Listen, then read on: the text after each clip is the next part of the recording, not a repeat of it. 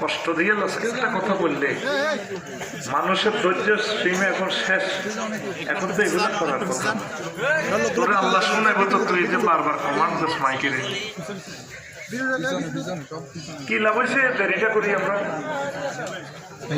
একটা 2000 টাকা দিয়ে, আর এটাতে একটা পুরস্কার আছে, প্রতি 1000 কপিতে একজনকে আমরা পাঠাবো। কয়েকদিন আগে একটা টান দিয়েছি বিজয়ী একজন টিকছে, সোনাগাজী থেকে লটারি টান দিয়েছি, রামগঞ্জের একজন টিকছে।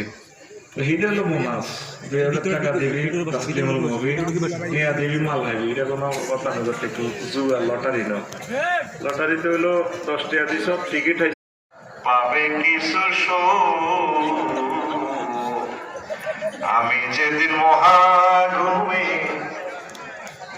বুঝিব দুই পাড়া প্রতিবেশী তারা পাবে কিছু।